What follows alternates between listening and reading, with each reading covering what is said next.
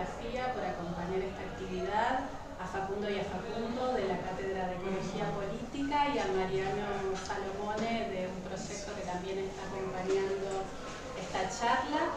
Para mí es una alegría que Alexandra Liz esté acá hoy.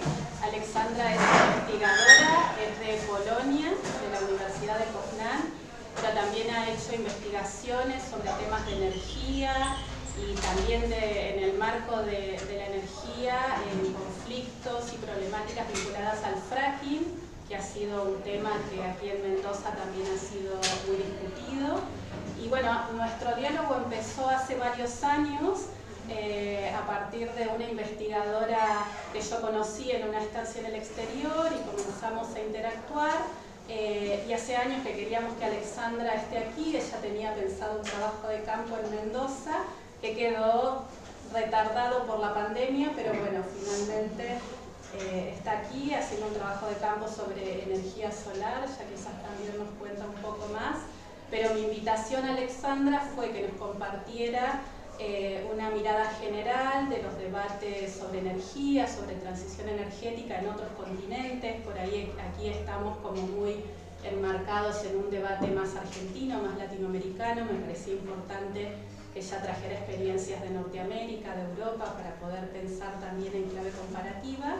Y bueno, desde ahí también un foco en tema de fracking y también algo que por leerla Alexandra yo conocía, que ha trabajado la relación entre el conocimiento experto y el conocimiento comunitario. Y creo que estando aquí en una universidad y siendo investigadores, también es un tema que nos interpela, ¿no? El desafío de cómo generar conocimiento también en relación con las comunidades y teniendo en cuenta sus problemáticas. Así que bueno, muchas gracias, Alexandra. Complemento la presentación como consideres. Bienvenida. Pues muchas gracias por la invitación y estoy muy alegra de estar aquí y poder presentar mi trabajo sobre fracking. Disculpen mi español, es como fracking en Polonia, no desarrollando mucho, pero voy a hacer todo lo que puedo para presentar mi trabajo en una manera clara. Entonces estamos aquí con un compañero que vive en Polonia, pero es de Colombia, Víctor Vargas, viene más tarde y estudiamos hacemos una investigación sobre energía solar en Mendoza, pero sí, solo no hay mucho tiempo para hacerlo en una manera muy profunda, pero es muy interesante para nosotros. Si hay algunas preguntas sobre este tema también, estamos aquí para discutir de eso también. Pero hoy voy a presentar mi trabajo sobre el fracking. Yo trabajaba mucho sobre el tema en Polonia, en Europa, en Bruselas y un poco también en California. Pero el contexto europeo y el contexto de Polonia es lo más cercano para mí, y si hay algunas preguntas específicamente sobre Polonia, vamos a discutir. Y también quizás mi español no es muy bueno, quizás sería interesante también para mí si hay algunas preguntas mientras mi charla, ¿no? Pero hacerlo un poco más interactivo. Entonces, empezamos. El fracking es una tecnología que es muy conocida aquí y yo sé muy bien que aquí fue muchos debates sobre este tema y es un tema muy polémico en muchos lugares, ¿sí?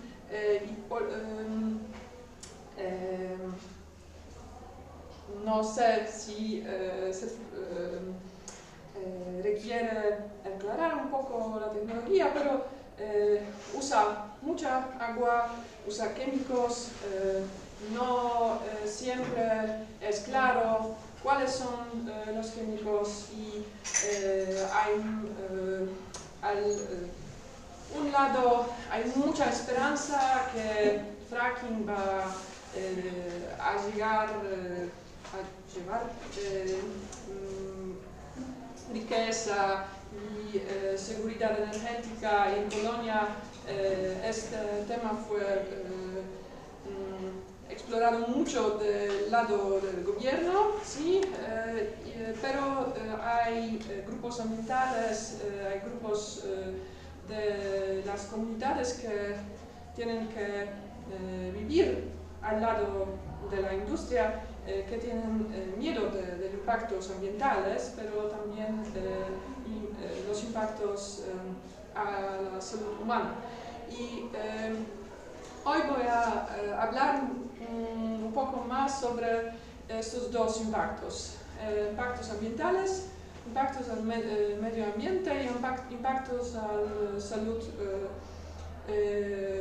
humana. Y qué difícil es para las instituciones reguladoras, ¿sí?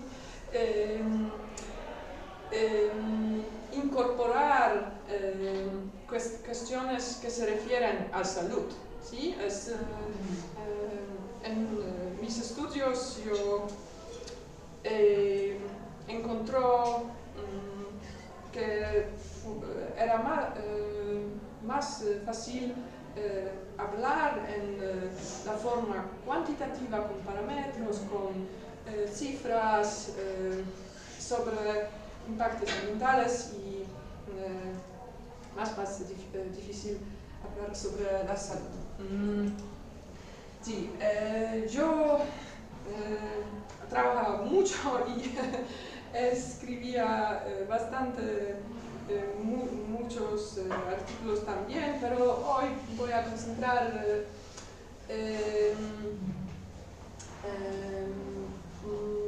más al artículo que es en el diario Geoforum. Es sí, vinculado a geografía es un diario que me gusta mucho, es por la reflexión crítica y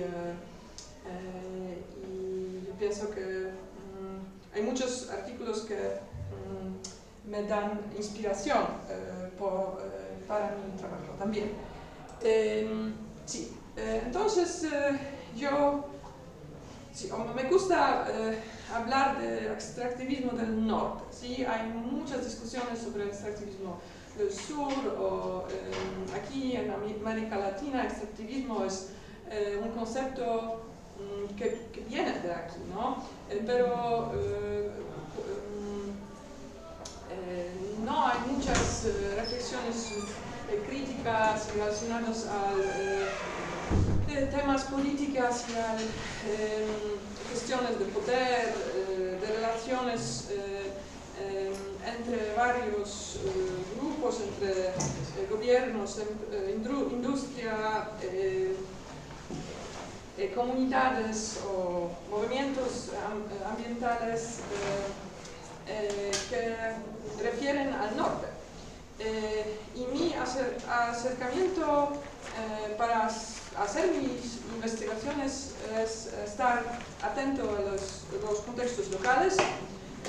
Yo soy socióloga, antropóloga, pero también yo trabajo en el campo de las ciencias sociales de tecnología y sociedad, STS, Science Technology Studies, pero también es importante, me parece importante también ser reflexionado críticamente sobre las consecuencias políticas y en este caso de los riesgos extractivistas. Es el mapa de recursos potenciales en Polonia.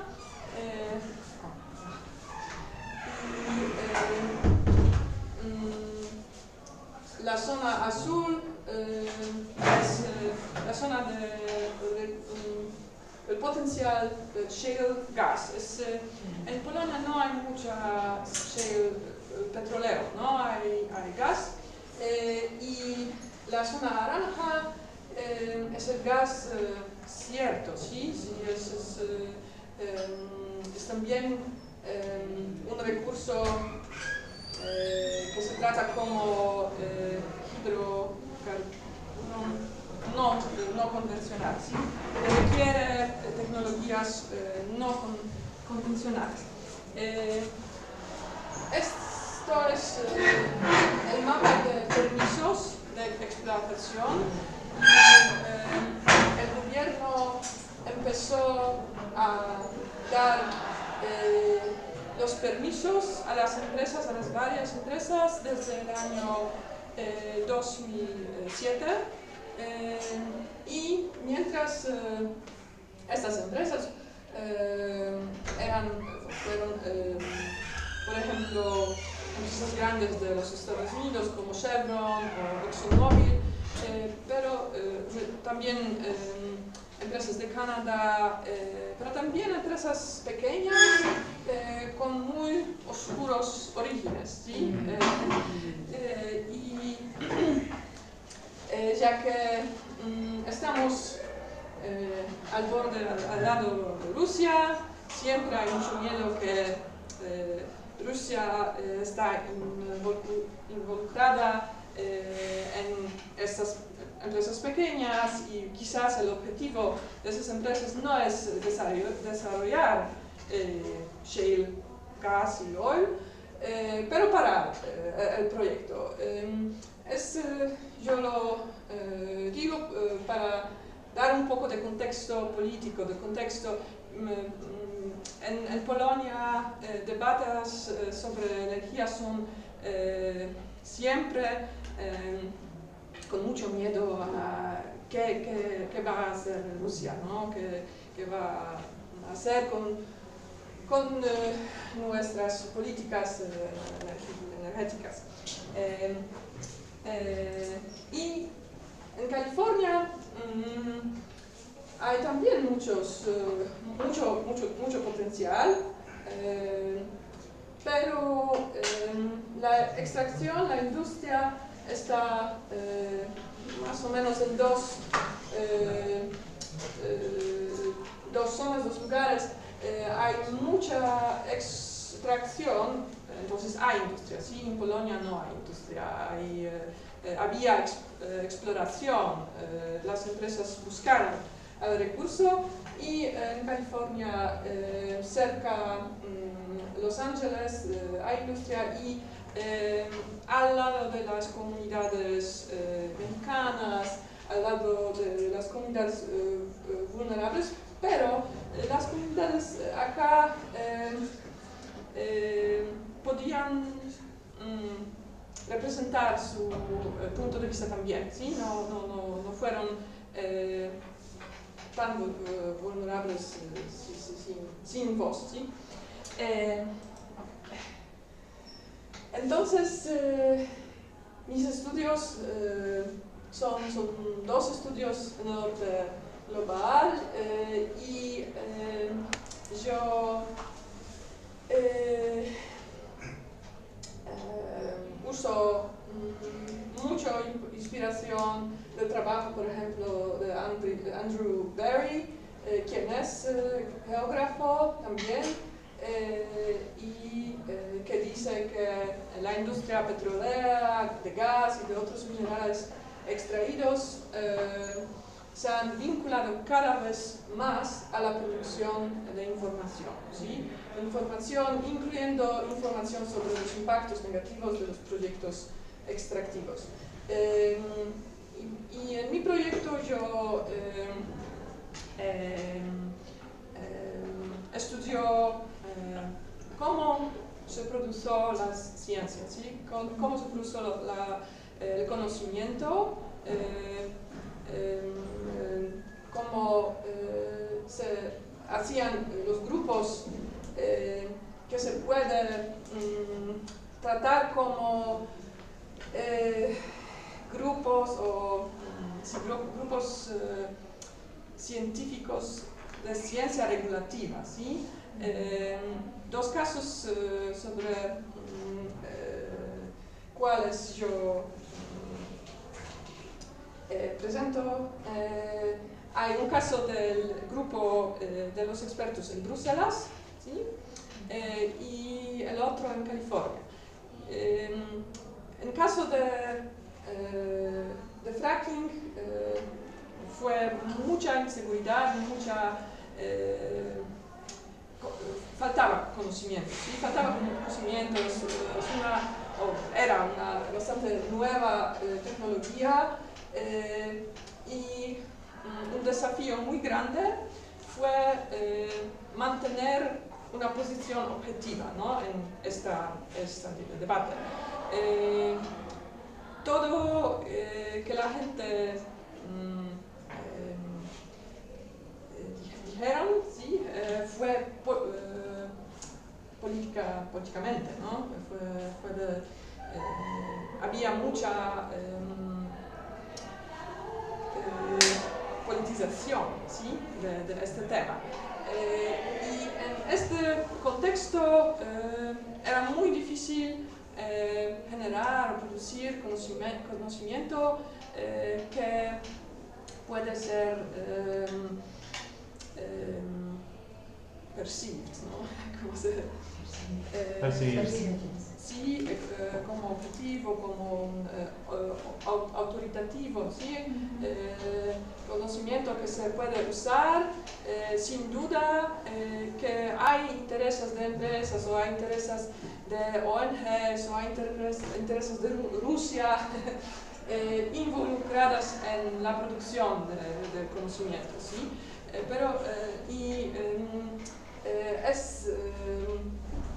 Estos dos los grupos, sí, de Bruselas y de California, que producieron este conocimiento,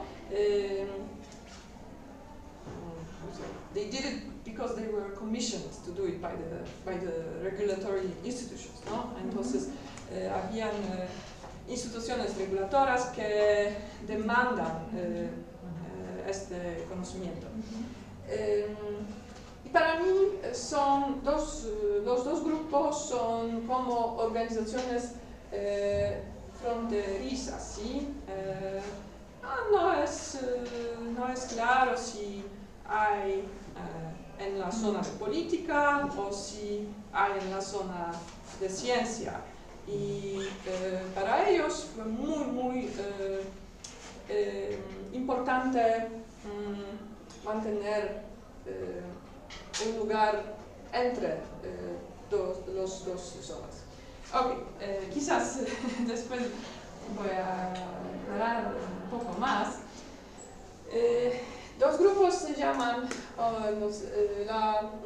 el grupo de expertos con sede en Bruselas, es Expert Network for Unconventional Hydrocarbons, UH Network, y fue organizado por los directorados generales en la Comisión Europea. Por eso trabajaron a nivel supranacional, lejos de las comunidades, ¿no? En la Europea Unión tenemos dos niveles de representación política, ¿sí? En países, y el nivel segundo en Bruselas, en las instituciones europeas.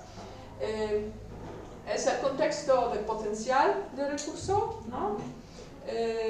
Y también el contexto europeo de educación sobre riesgos, prevención de riesgos, ¿no? Es una cultura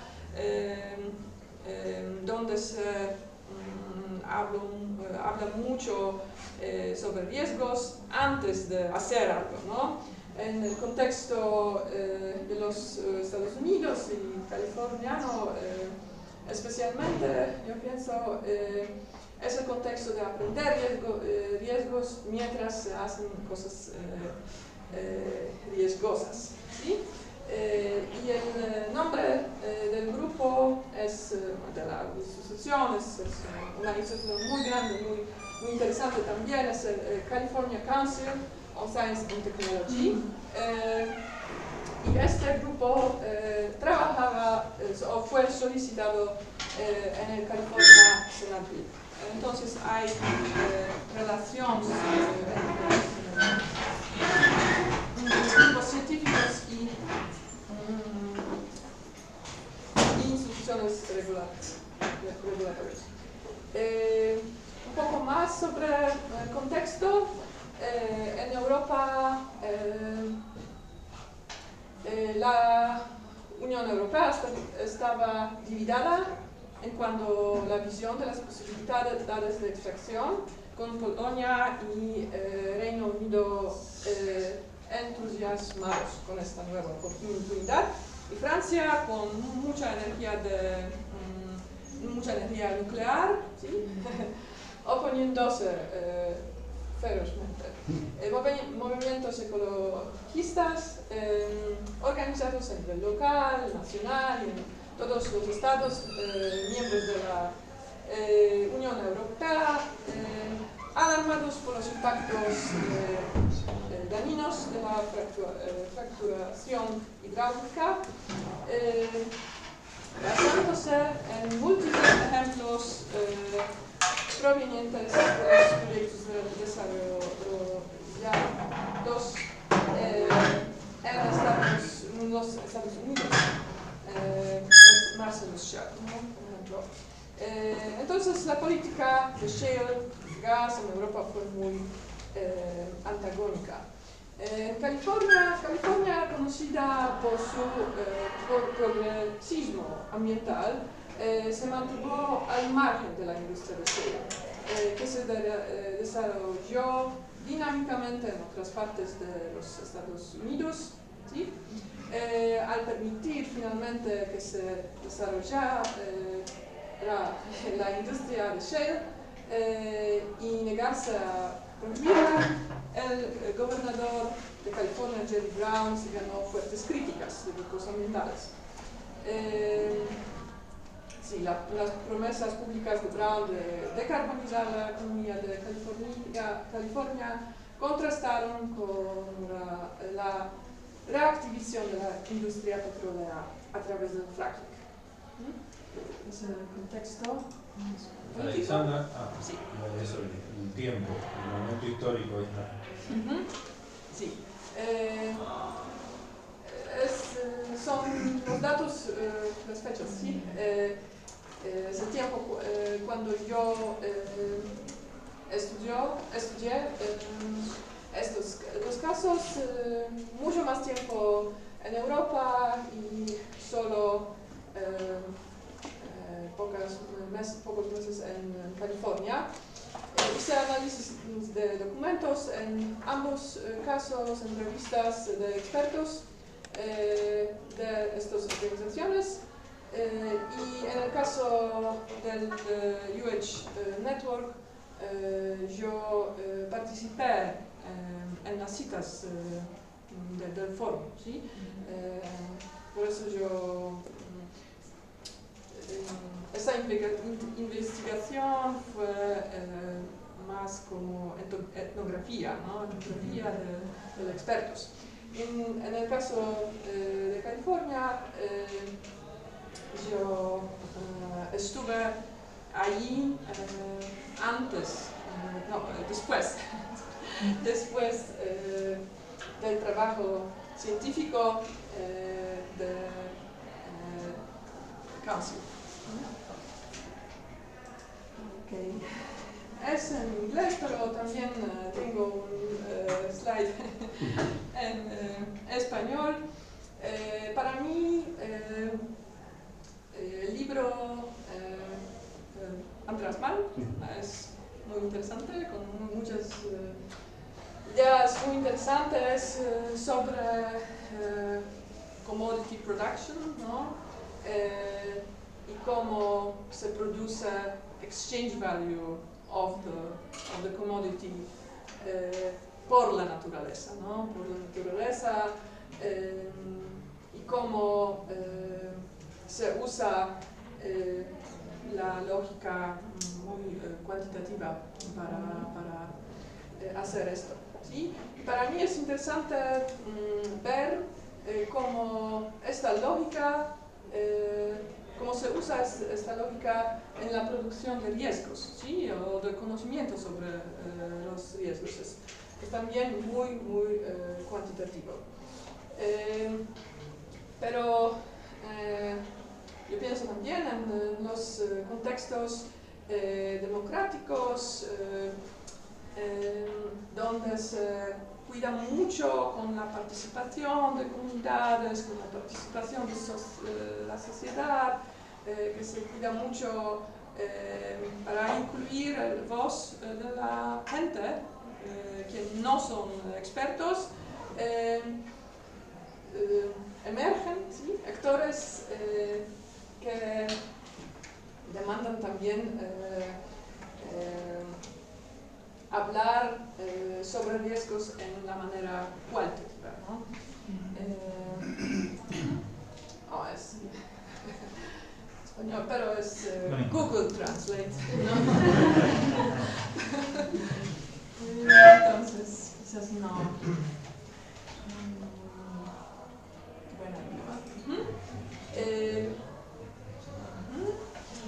Y yo mezclo un poco approaches, ¿no? En etnografía, en antropología,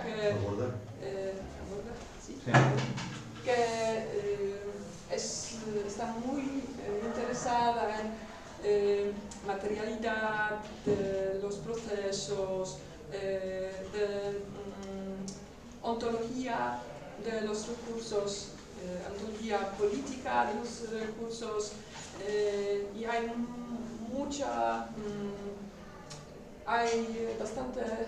muchos estudios nuevos que sigan el proceso, ¿no? Procesos, cómo se hace recursos, ¿no? Cómo se hace recursos no son solamente no es solamente la materia que se descubra, ¿no? Es que se explota, pero hay muchos actores muy diversos que entran en este proceso.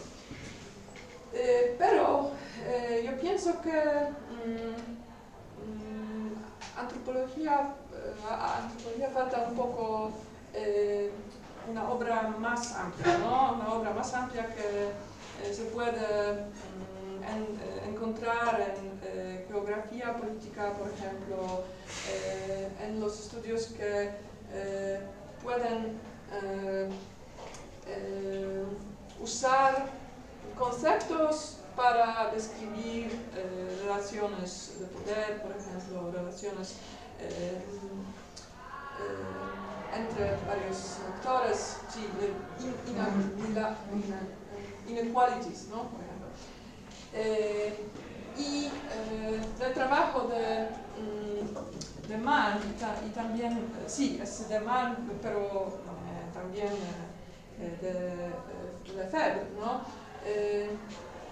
La distinción sobre los conceptos de espacio son importantes para mí, ¿no? El espacio abstracto emerge donde el capital arranca componentes materiales de sus lechos naturales y los amontona en lugares de su propia elección. Sí, es un proceso de abstracción. Y yo pienso que lo mismo pasa con riesgos, ¿no? Pero no con todos los riesgos. Los espacios absolutos Por otro lado, están compuestos de fragmentos de la naturaleza ubicados en sitios que fueron elegidos por sus cualidades intrínsecas. ¿Sí? Es muy difícil analizar, es muy difícil abstraer componentes materiales, componentes de espacios cuales tratamos como absolutos. Ok, y según mis estudios, cuando hablaba con los expertos, cuando estaba en las citas del grupo de expertos en Bruselas, yo puedo escuchar y observar muchos debates sobre, hacemos en el caso de Bruselas, ¿sí? Hacemos un informe y now I'm speaking English. So they wanted to produce a report, where they would present objective facts about the impacts of fracking, impactos objetivos, ¿sí? And the process itself was very quickly politicized by NGOs, by environmental groups, because they said, no, you created a forum, you invited us, because the rationale behind this forum was to keep it very open to the actors that were eager to exchange knowledge, and we were eager to participate in this knowledge production. So these were NGOs as well, but of course a lot of representatives of the industry, experts from the ministries of particular member states, and some other expert institutions. And the NGOs, they figured out that the composition of this network, it's very biased towards industry. So they made a lot of noise about that, and they also demanded that this group goes through some very particular procedures to be checked against the criteria of transparency and so on. Por eso hacemos una breve traducción rápida. Este consejo necesitaba de expertos, necesitaba legitimarse, entonces abrieron a que la participación no fuera solo de científicos, sino también de ONGs y otros actores. Pero a esas ONGs que estaban siendo convocadas para legitimar ese espacio como más democrático, como abierto, rápidamente se dieron cuenta de que por un lado estaban en minoría y había como un sesgo tanto en la composición como en los procedimientos y los criterios a través de los cuales trabajaba, que favorecían a los intereses, digamos, del avance o de la regulación, pero finalmente que se aprueben, digamos, los proyectos y los procedimientos del fracking. Entonces hubo un proceso, ella dice, de politización muy rápido, donde estos actores que fueron convocados para legitimar terminaron impugnando un poco la legitimidad.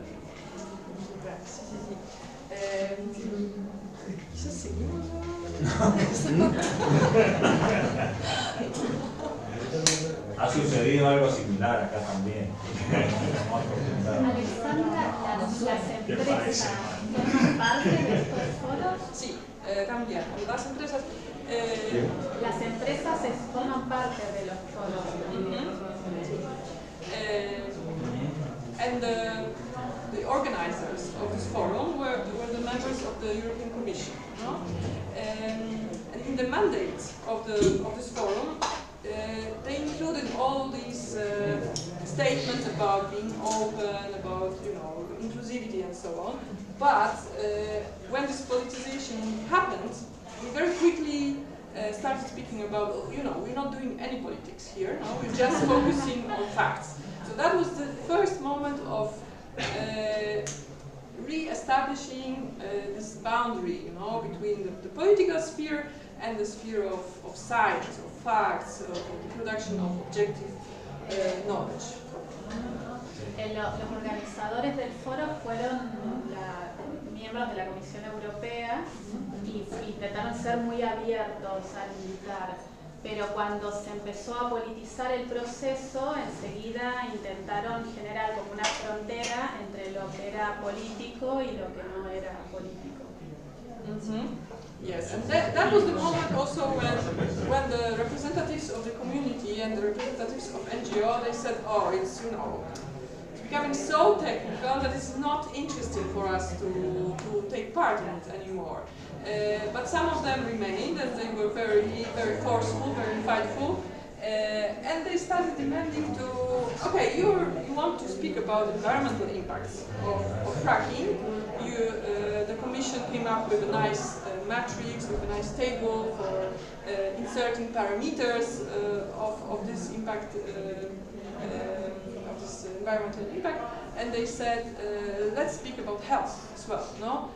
Entonces, las comunidades que se quedaron en el foro dijeron, es muy technical, ¿sí? Esta discusión es muy sobre technicalities del proceso, pero nosotros también podemos hablar con salud, con los impactos de salud. Representamos las comunidades que viven cerca de la industria y estos temas nos preocupan, ¿no? Es importante para nosotros. Y la discusión que llegó fue muy interesante, ¿sí? Los representantes de las empresas y también, por ejemplo, de los institutos geológicos, dijeron, no, es demasiado complejo, es muy difícil prescribir una cifra, una probabilidad de impactos de la salud humana. No tenemos médicos, aquí no tenemos expertos de pandemia, no sabemos cómo expresar estos impactos en la manera cuantitativa, ¿no?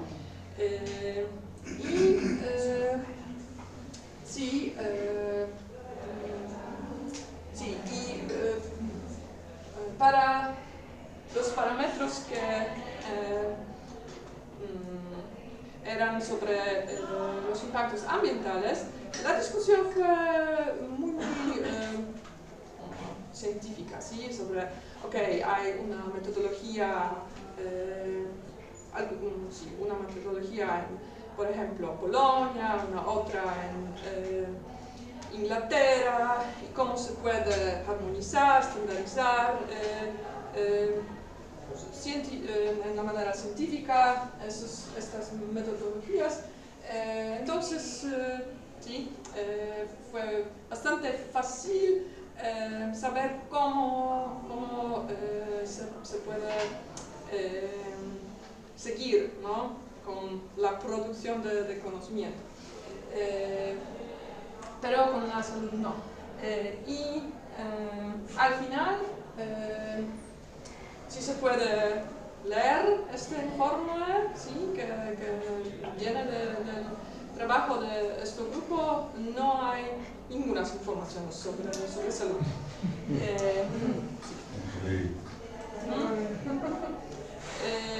Y en caso de California,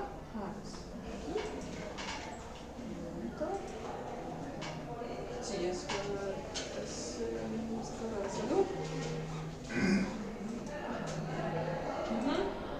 En caso de California, ya había la industria, ¿no? Había la industria y ya habían comunidades que vivían, ¿no? Cerca de la industria. Entonces, era imposible descargar. Desentenderse. Sí, desentenderse. Había muchas preguntas, también encuentros con las comunidades, sí, expertos. They came to these places to talk to these people. Y los expertos del council decidieron que, ok, es un problema, ¿no? Es un problema, tenemos que escribir algo de eso, ¿no? Vamos a escribir, ok, también hay parámetros que tenemos que estandarizar sobre el impacto ambiental, pero se puede dar atención a la salud también. Vamos a escribir it was like local stories, local stories, very contextualized. And, it's about this particular community that has these particular fears, and it's not certain whether the impact on the health is big or not big. This should be studied more. That was the recommendation. No, this should be studied more. So, but we give attention to it with this. Always with this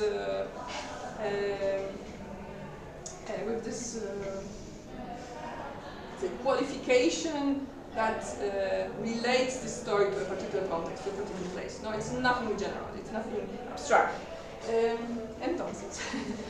Entonces,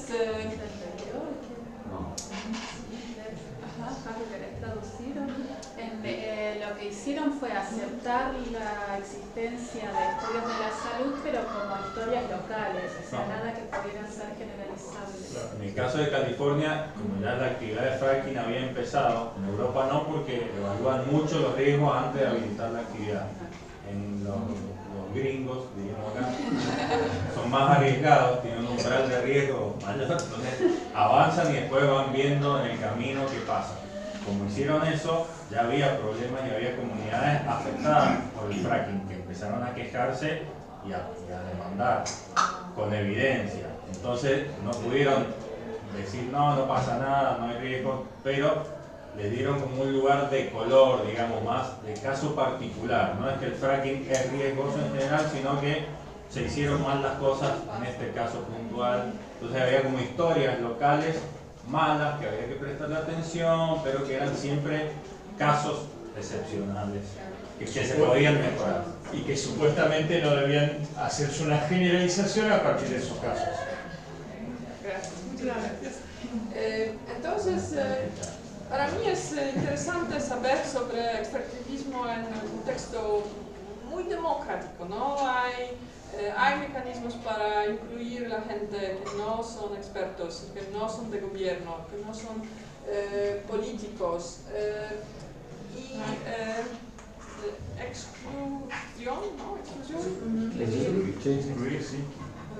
Es muy difícil para verlo, ¿no? Es sutil. Sí, es muy sutil, muy sutil. Pero hay mecanismos not to allow this knowledge that is created by the communities to enter the institutions. No, in the end, es invisible. No, es invisible, deja en las comunidades y no se puede proponer reglas para regular todos los riesgos, ¿no? Todos los riesgos cuáles son, which are expressed, ¿no? Y para mí Malm es interesante, con Malm se puede saber sobre dos tipos del espacio, ¿no? Es espacio abstract space, ¿no? Abstract space of environmental risks, ¿no? Es un espacio en que se puede calcular, abstraer, hacer calculaciones para regular los procesos mejor. pero también para calcular riesgos y costos del lado de empresas, ¿no? Del lado de la industria. It's a bit like these two sides, the industry and the regulatory institutions. They have a common logic, no? They have a common logic. I think it's both as positive and negative, no? As positive por eso, porque there should be a way to limit the actions, the processes that are carried out by the companies. But sí, pero hay otro espacio, sí, espacios abstractos en que no se puede calcular, no se puede abstraer los riesgos, son los contextos sociales, los contextos comunitarios, los textos en que vive la gente, ¿sí? Y es más difícil regular estos riesgos, pero yo pienso hay también una potencia para resistir la industria también con este concepto de espacio absoluto, ¿no? A veces las comunidades dicen, no, es un espacio, ¿sí? de nuestra comunidad que no se toca, ¿no? como pienso en Mendoza también. ¿Sí? Es un espacio muy integral, con mucho valor, que se no puede analizar según la lógica cuantitativa, según la lógica de la industria. Ok, muchas gracias por la paciencia por mi español y por la traducción.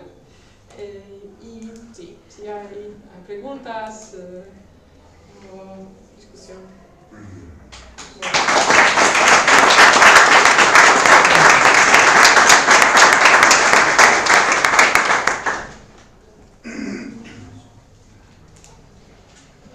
Yo tengo una pregunta, pero no sé si la puedo hacer. ¿Cómo nos ordenamos para eso? No lo hemos ordenado todavía. Ha sido el más valiente. Voy en español, voy lento para Okay, sí. en realidad, mi consulta es por la selección de casos, el muestreo que se hizo, digamos, porque hay diferencias muy importantes entre los dos. O sea, uno es una entidad supranacional y el otro es un Estado federado. Entonces, es una unidad subnacional con alto grado de soberanía, mientras que uno es un consejo dentro de la Unión Europea, que puede tener más o menos fuerza, pero entiendo que Polonia, algún grado de posibilidad de acatar o no acatar existe a la hora de recibir o no esos informes, lo cual también puede explicar en cierta medida que la entidad supranacional tienda a deliberar más y el Estado subnacional tome decisiones más expeditivas o ejecutivas. Entonces quería consultar eso, el criterio que se utilizó para elegir los dos casos, por qué se los considera comparables, dado que parecen responder a formas de funcionamiento muy diferentes entre sí en una primera instancia, digamos. O sea, ¿qué es lo comparable entre los dos? ¿Cuáles son las similitudes y diferencias que podrían explicar también la forma de funcionar de ambas entidades regulatorias? Porque tal vez lo comparable era ahí, bueno, no hay muchos equivalentes a la Unión Europea. Tal vez lo comparable era una agencia federal estadounidense, la agencia la Agencia de Protección Ambiental estadounidense, y no un estudio encargado por el Estado de California. Por eso quería preguntar eso, ¿qué fortalezas y debilidades hay en esa decisión, o qué podemos esperar que explique o no explique esa decisión a la hora de escoger los dos casos? Entiendo. Answer in English? Sí. That was a challenge actually when I was also writing this text, no? to justify the selection of cases. For me it was important so these were two cases of this regulatory science in democratic context, I would say. That was really important for me, and in the global north. No? So in the context where where there are mechanisms to include people and to have them on board when some kind of scientific knowledge is produced. there is this boundary is different in each case, because in the case of Brussels, NGOs and communities were invited to enter this group, no? And they, from within, they made a lot of noise, a lot of controversy about the composition of this network. And in the case of California, the experts worked within their expert circle, but they were going to the local communities. So the sort of the, you know, the boundary or the border, you know, between the experts and non-experts also was located a little bit differently in each case. But I am aware of these differences, and when I wrote this paper, I also admitted that these differences exist and that they, you know, make it maybe not a very well justified comparison. But I think that in both cases, it is really this scheme where you have the regulatory institutions that they demand regulatory scientists to work on it, and there is this context of a huge controversy that makes these cases worth comparing to see whether it's, of course, it's, you know, it's a different level of governance, it's a different proximity to the constituencies, to these communities themselves, but are there, you know, is it possible to include, to incorporate this non-expert knowledge, and to what extent, and what are the limitations, and what are the mechanisms, very subtle mechanisms of, in the end, excluding this, what Latour would say, matters of concern. You know, in the end, that's something that the experts decided it's impossible to translate them into matters of fact and to include them in the reports. So I don't know if it's satisfactory, but I was looking for these mechanisms of exclusion of non-scientific knowledge. Perfecto. No sé si es conveniente, traducimos rápidamente. Muy brevemente, digo, que efectivamente es dificultoso establecer escoger esos casos y justificar esa elección de casos, que lo que considera que en realidad es comparable en ambas situaciones es que genera una controversia significativa, y a partir de allí rastreó las diferencias en cómo se había llegado hasta ese punto. Entonces, o sea, identificó, por ejemplo, cómo funcionó en el caso de Bruselas la incorporación de actores, las ONG, los organismos que no eran específicamente los técnicos o científicos especializados propios de la institución, se los invitó a participar y desde adentro generaron controversia, que era la diferencia que halló con el respecto al caso de California, donde la sociedad civil, digamos, se activó en respuesta a todo este procedimiento. Entonces ahí empezó a rastrear, pero que sí, se trata de una cuestión difícil y que en realidad además lo que considera que los mantiene también comparables es el contexto en términos de MOVE, de estar los dos en contextos democráticos y a su vez pertenecer al norte global, que era como a partir de esas variables es que escogió los casos y desde allí fue hilando para atrás. Lo que pregunto es, ¿el caso de Bruselas es efectivamente democrático en los mismos términos que California? Lo digo por cuánta de esa gente fue en su momento votada, cuál es la diferencia entre los grupos especialistas de Bruselas y de California, porque usualmente de la Unión Europea se dice que hay un déficit democrático en esos niveles supranacionales.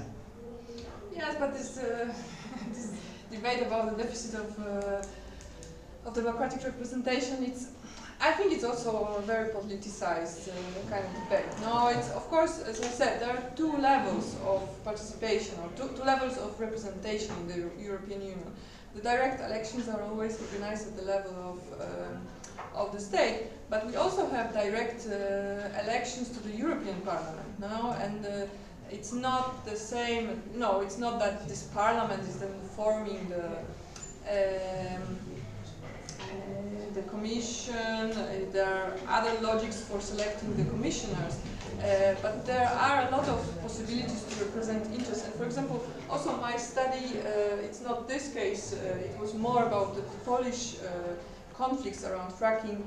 It was very interesting to see that environmental groups that were against the industry in very particular places. No? There was one protest that was called Occupy Chevron. No? It had this label that made it very easy to connect to other concerns of other social movements around the world.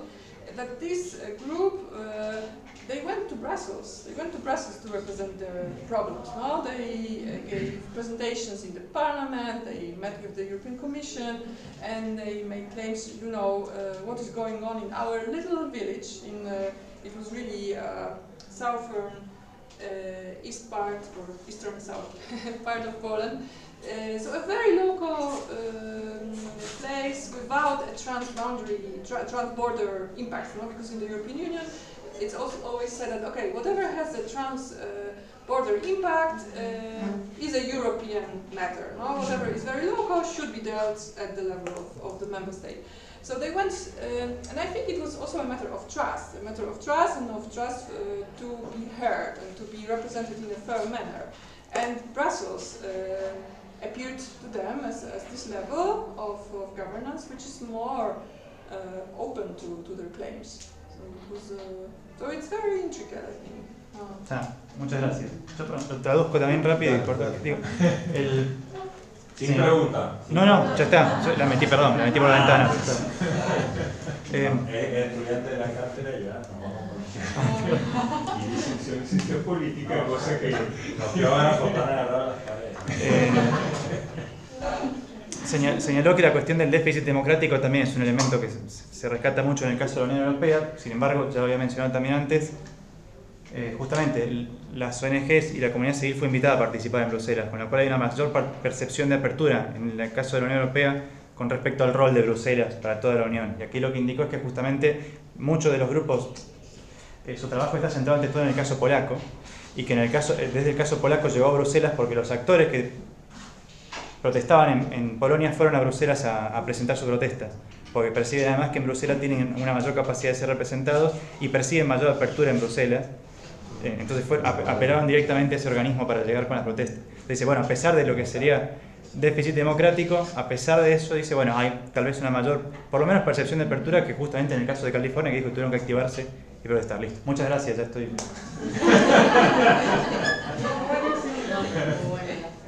Yo, para agregar, no hace falta defenderla, pero estos cambios de escala, para pensar un poco de la geografía, pero como hay un cruce fuerte con la antropología y el trabajo etnográfico y la búsqueda de contextualizar, me parece que salva un poco esto que desde el punto de vista formal o desde la jerarquía, digamos, de la ciencia política, por ahí se ve como que no sería comparable. En realidad sí son escalas diferentes, pero contextualizadas ambas se pueden comparar porque es otra cosa lo que se está comparando, y nosotros como geógrafos estamos aprendiendo a sospechar de esas escalas que también son una construcción política, digamos, ambas. Entonces, en la medida en que se contextualicen y estemos atentos a los sesgos, me parece que vale digamos, comparar cosas aparentemente diferentes. Ya estamos cansados de comparar cosas iguales.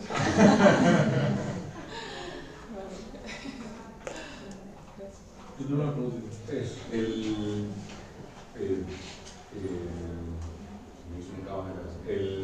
¿Por qué dijiste que primero, si hay explotación realmente ya en Polonia, con qué tipo y si realmente generó impactos o no? Y esto que decías de la sospecha que tiene la sociedad civil, supongo, o no sé, sobre las empresas que tienen nacionalidad, o sea, son de origen rusas, ¿qué tipo de sospecha? La supongo, pero bueno, quería saberla exactamente, o si lo sabés, ¿qué tipo de sospecha? Porque no las entiendo. Y por otro lado, en California, ¿cuáles fueron los actores estos organizados por fuera que empezaron a disputar esta situación de fraude? Gracias. No hay industria de fracking en Polonia. El proyecto se terminó en el año 2017, ¿no? Más o menos. Y eran los años de los precios del gas muy bajos. En Polonia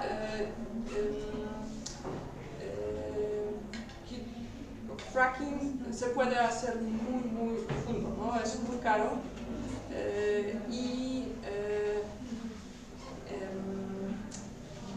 la piedra ¿sí? Tiene mucha clay, glina. Lodo, Barro, ¿sí? Entonces no es no hay mucha eficiencia obtener el recurso, ¿no? Tú haces fracking y se cerran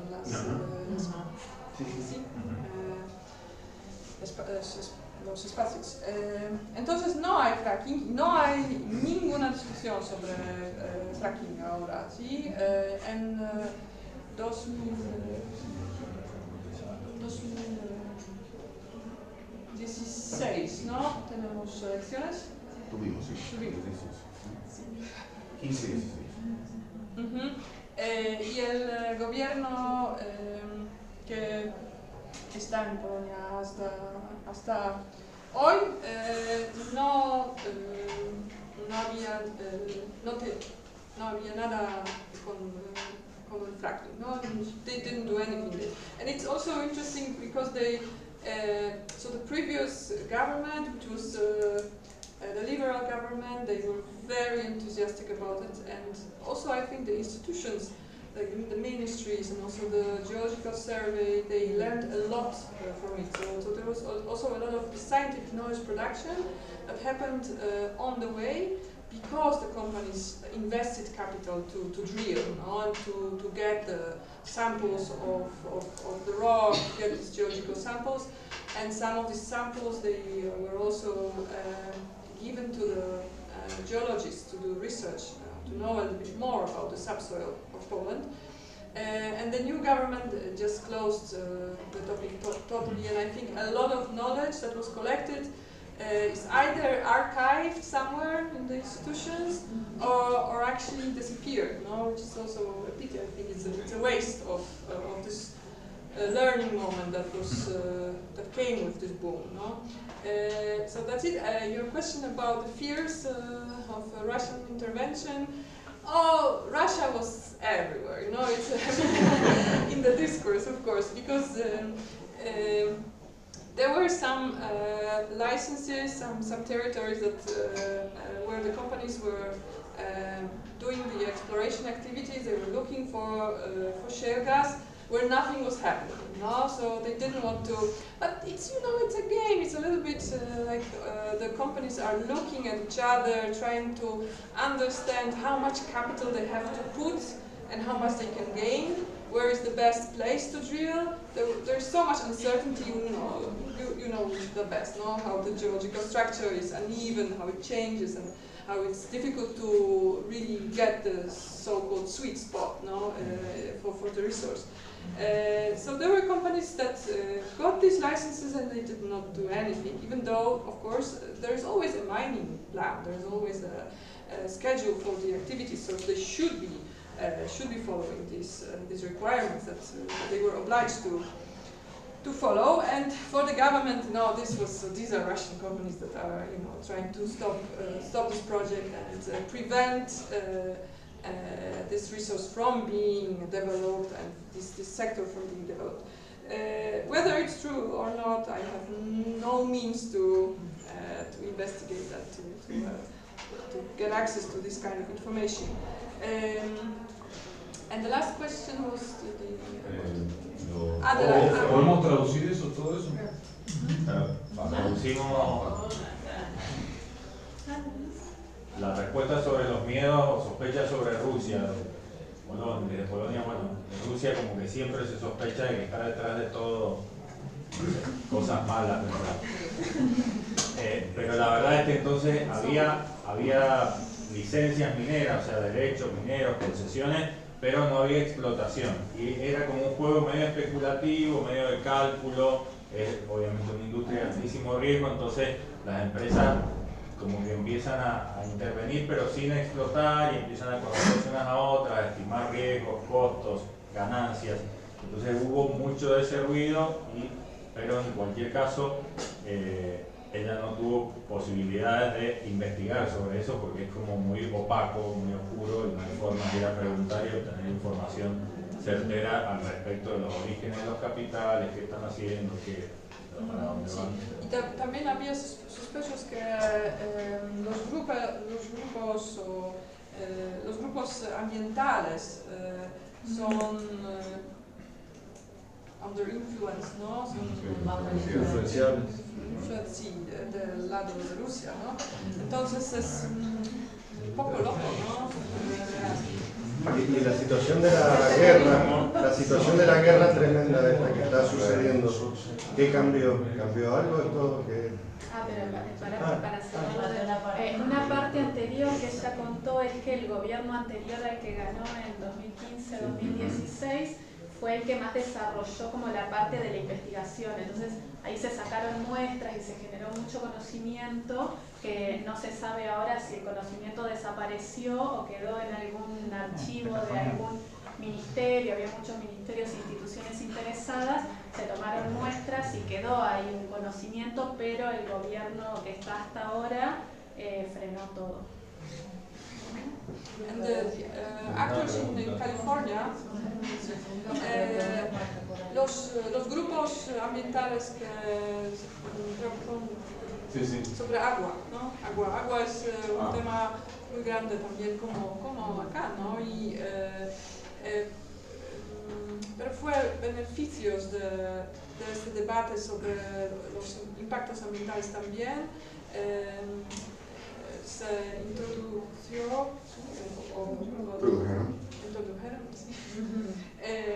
nuevas reglas sobre they introduced new regulations for the whole oil industry, so not only unconventional, which regarded the use of water. No? So it's interesting also that the spillover of the concerns went outside of just the shale sector, of the unconventional hydrocarbon sector.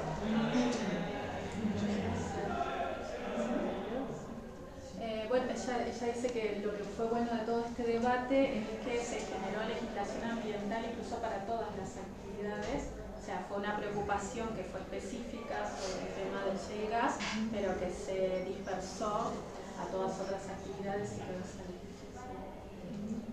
Debido a la centralidad que en el estado de California tiene el agua, algo similar o muchas similitudes con Mendoza. Entonces el agua atraviesa y articula todo.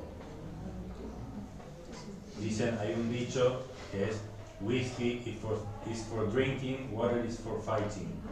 El whisky es para tomar, el agua es para pelear. Acá podríamos cambiarlo por vino. Por vino.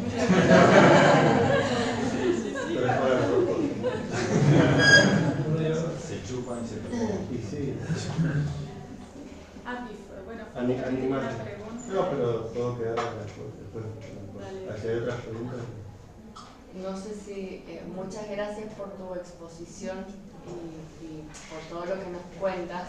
No sé si quizás Facu va a hacer alguna pregunta en línea de lo que yo te quiero preguntar, saliendo un poco del tema del fracking, pero considerándolo, te quiero preguntar, aprovechando tu origen polaco, si tienes alguna apreciación al respecto de la actual crisis migratoria de refugiados en Polonia por la guerra ucraniana. Si tienes alguna apreciación al respecto de todo lo que es el uso, la apropiación y la gestión de recursos naturales en tu país en relación a esta crisis de refugiados que está aconteciendo. Yes. So there are a lot of consequences of the war and of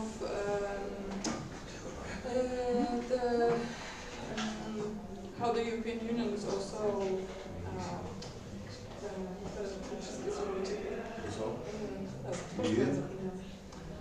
oh, never mind. But so yes, there are many consequences. First of all, we stopped importing coal. No, it's very interesting to see that because the political discourse about coal in Poland is always connected to the idea of security, of energy security. No, So whenever the European Union says, okay, you cannot burn the coal, you have to close the mines because of climate change, the Polish governments would say, oh, it's our energy security, it's our energy security, we cannot do it, we will become very vulnerable. But with the war, what happened is actually it became apparent, it became visible that we import a lot of coal from Russia. So the government had to look for other regions to import coal to actually provide households, because it's a lot about households which are still using coal to heat during the winter. So there was a lot of fear about that, but now also we are actually, I think this year we will stop importing. I mean, Poland does not have to rely on Russian gas anymore. No? There are other ways, but I know that they are still looking for, or I don't know, the contracts maybe recently have been made, but there is one terminal for LNG, for liquid natural gas, but it's very, very expensive as well. No? LNG and then new plans, or I would say a revival of the plan to build a nuclear power plant, because Poland does not have a nuclear power plant. There was a project in the 1980s to construct a nuclear power plant at the Baltic Sea, but it was closed because there were also a lot of fears about the impacts and so on. And now I would say, so actually the first revival of this plan was in 2009, 2010, when some major changes in the climate and energy policy of the European Union were negotiated. No? And then the Polish government noticed that we cannot stay with this matrix, the matriz energética, ¿no? Mucho carbón, mucho carbón, tenemos que replace, ¿no? Carbon with nuclear best. And now there are some ideas to also, I know that it's similar as here, to install these SMRs, the small nuclear power plants or nuclear reactors in the regions where we have a lot of lakes. But then, of course, other questions emerge about the impacts on the lakes, on the water resources, agriculture. Una segunda pregunta, si me permites. ¿Podés hacer un resumen de la primera? Ella me comentaba que a partir del conflicto de Ucrania, justamente Polonia tuvo que replantearse esas grandes cantidades de carbón que estaban importando desde Rusia, lo cual llevó a un replanteo al respecto de la matriz energética polaca, también teniendo en consideración los debates en el marco del cambio climático en Europa. Eso en líneas generales, y también que han empezado a plantearse al respecto de pequeñas centrales nucleares. Sin embargo, hay todavía dudas y temor si efectivamente ponerlas en práctica en su país. Justamente te iba a preguntar al respecto de uso de agua y sobre seguridad alimentaria, considerando que ahora ha aumentado demográficamente la población por la presencia de refugiados. Te quería preguntar si crees que hay algún o habrá algún impacto profundo en tu país. No, I would say that there's no connection between the migration crisis, in some way, or the big increase of the migrants in Poland and debates about resources. No, that's not. What is happening is that there is also a process of desertification. You can also observe some consequences of climate change in Poland, and there is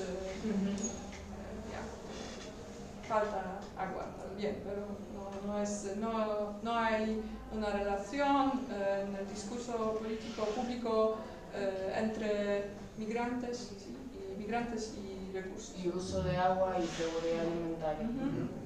Y ya en Polonia se aprecia también un avance del proceso de certificación. Muchas gracias. Gracias a usted. Algo que ella también mencionó es que estas plantas nucleares son pequeñas, el proyecto son pequeñas plantas nucleares, habían sido un proyecto de los 90, eso lo menciono porque es similar a Argentina. Y bueno, previas a todo el debate de la Unión Europea, y ahora con el tema de la guerra se está planteando, y un impacto que preocupa, como tienen lagos, también el impacto en esos lagos de estas posibles centrales.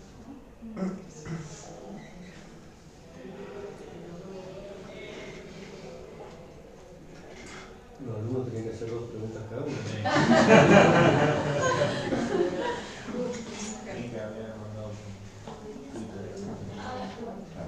Bueno, igual sí tengo una pregunta que es bastante general, pero cuando empezó la exposición habló del extractivismo del norte y del sur. Quería ver, que ahora que había estado acá un tiempo, qué diferencia, había estado en el sur, qué diferencia o qué similitudes encontraba entre el extractivismo del norte y el del sur. I think it's it's a little bit of a provocation because it's not clear where the south and the north end. No, it's not clear where to demarcate it. It's used very strongly in different discourses about, I think, about climate change a lot, about resources as well. For sure, how Europe is different from other places is that we don't have much, no tenemos mucho espacio, no? And I think also we are not accustomed to, in Europe, most of the extraction industry has been either closed, like mines in the UK, in England, or some mines in Germany. There are, of course, still some mines that are there. Also in Poland, of course, the biggest mine, brown coal mine, is with this huge hole that can be seen from the moon, probably.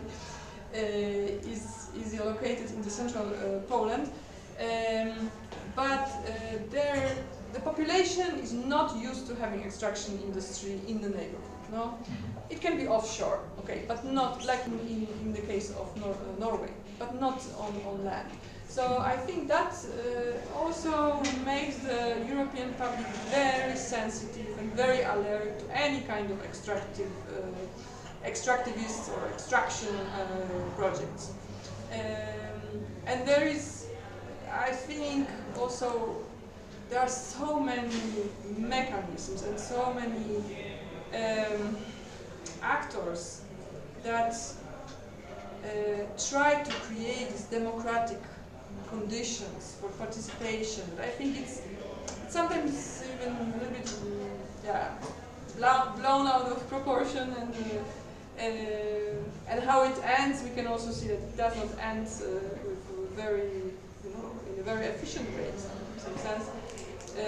But I think that makes Europe quite different from other places where, like in the USA, of course, extraction happens there. No, I think California was a nice case to compare in this sense because they don't want any extraction anymore. No, this environmental progressivism is very strong there, and as I said in my broken Spanish, the Governor Jerry Brown, he earned a lot of criticism for not doing what he preaches, no, for not following his promises to close the industry. No, he was reviving the industry. So I think in this sense there are some similarities in this. Yeah, but I don't know. Maybe it's a question here. Do you think that this division between the global north and the global south, is it just it's just a political type of discourse, because some leeways, can be negotiated, some benefits can be negotiated, I think, by saying, that the global south should be allowed, for example, to develop as the global north has been doing that for the last decades. Whether scientifically do you think that this distinction makes sense? Especially when you think about fracking, maybe.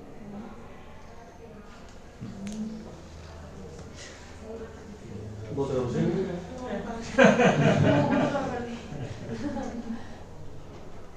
Tiene el valiente.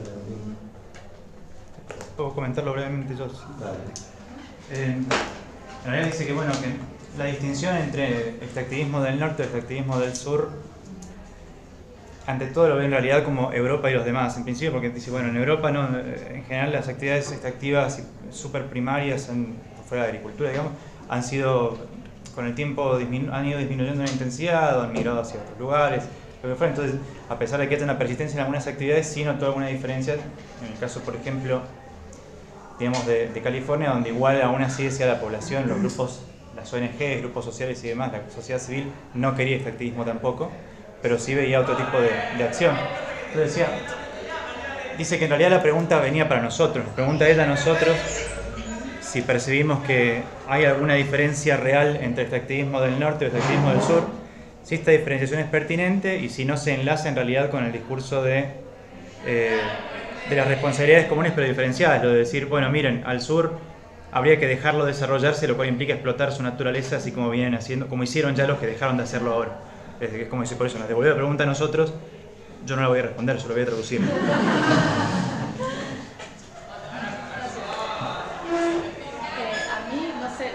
Solo por decir algo, cuando he estado en algunos países europeos, también me parece que dentro de la propia Europa hay un norte y hay un sur en los términos de dónde se realizan las extracciones.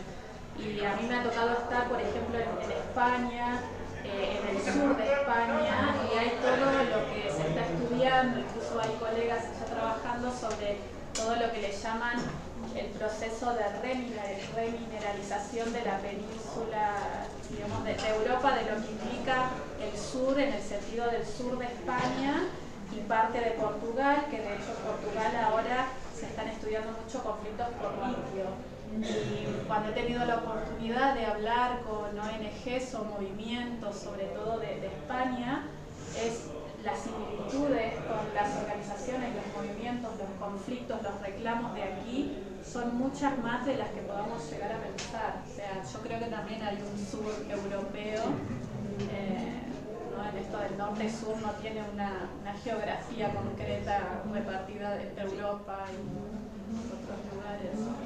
En la misma línea yo agregaría, digamos, que poniéndose sur y norte, no en el sentido absoluto, sino simbólico, digamos, hay un sur europeo, un este europeo, ¿sí? Porque de hecho en el este de Europa justamente también está ocurriendo esta resurgir de la minería metalífera principalmente, inclusive ella mencionó mencionó a Noruega, ¿no? O sea, parte de Noruega y el norte de Suecia más el offshore, digamos, mencionó ella, por ejemplo, que claro, en Europa, en la mayor parte de Europa, no hay actividades extractivas, por lo menos de gran magnitud, en el vecindario, ahí cerca. Entonces, en ese sentido es que hay una diferencia muy grande entre Europa y el resto, porque en Europa, digamos, las minas, el grueso de las minas ya han sido cerradas, por ejemplo, las minas de carbón, de hierro del Reino Unido, de Alemania, que ya no funcionan más. Pero sí que hubo esa externalización hacia el resto del mundo, pero ahora, como dice Lucrecia, digamos, en los bordes de la Europa más rica, bueno, ahí es donde está resurgiendo justamente esta minería metalífera o el offshore en Noruega, ¿no?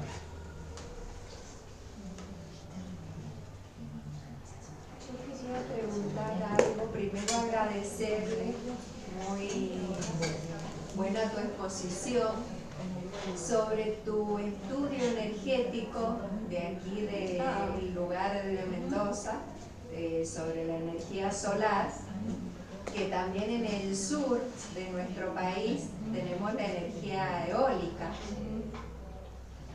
So now we will together with Victor Vargas, is also a researcher, investigador de Polonia, de la misma universidad, y trabajamos juntos sobre el tema.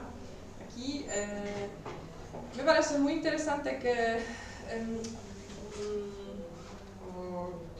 I will stay with you because I'm a bit tired. So I think it's for us we don't have much time. So we're still thinking that we should, you know, stay for longer, do more interviews, read more, learn more about the context. But for us it was interesting to see how, with this huge potential for solar energy, how it's organized. No, it's in a very broad sense. As an anthropologist, maybe an STS scholar, for me it's interesting to see how the sun translates into different value chains in some ways. ¿No? La cadena de valor es diferente para cuando se usa sol para calentar el agua y cuando se usa sol para generar energía eléctrica, ¿no? Hay algunas empresas muy interesantes que trabajan acá para desarrollar tecnologías de calefones, ¿sí? Cuales se puede usar en casas individuales, y es muy interesante del lado de la transformación energética que tiene este objetivo, distribuir el sistema energético, no concentrar el poder y el capital y recursos en las manos de las grandes empresas solo, ¿no? Pero no hay, y me parece como obvio, no hay muchos impulsos o muchas incentivas, ¿sí? Para desarrollar, por ejemplo, el concepto de prosumidor, ¿no? En Europa se hacen muchas políticas y muchos instrumentos para desarrollar el mercado de prosumidores. Entonces, en casas individuales instalamos, por ejemplo, ¿sí? Paneles fotovoltaicos, y hay regulaciones que